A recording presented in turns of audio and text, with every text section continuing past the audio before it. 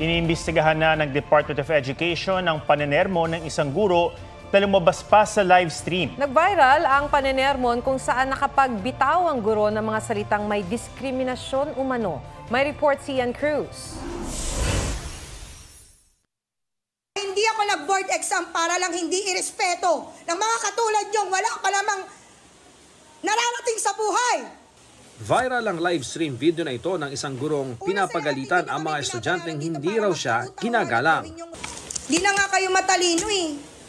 Sama pa ng ugali. Naka-private na ang account ng nag-live pero nai-record ito ng ilang netizen. Ang kakapal ng mga mukha nyo! Galing squatter ng mararating sa buhay. I-establish natin if it was it during school hour, was it during the conduct of a class na nangyari yan at naka-live siya.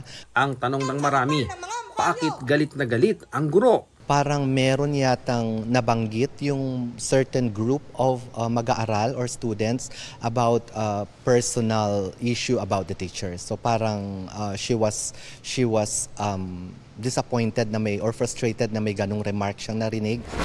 Ayon sa Department of Education, kinausap na ng kanyang principal at Schools Division Superintendent ang nasabing guro. Inisyohan na rin siya ng show cause order ng kanilang regional director para magpaliwanag ukol sa nangyari sa loob ng 72 oras.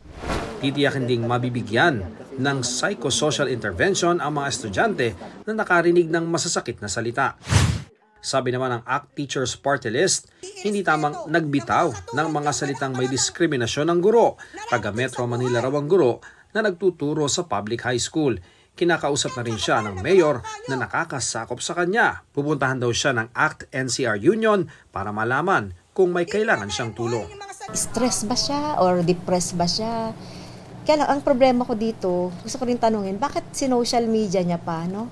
Hindi dapat sinasabi yon ng isang teacher. Kahit na malaki ang problema niya. Ian Cruz, nagbabalita para sa GMA Integrated News. Mga kapuso, alamin ang State of the Nation. Mag-subscribe sa GMA Integrated News sa YouTube. Sa ating mga kapuso abroad, samahan niyo kami sa GMA Pinoy TV at sa www.gmanews.tv.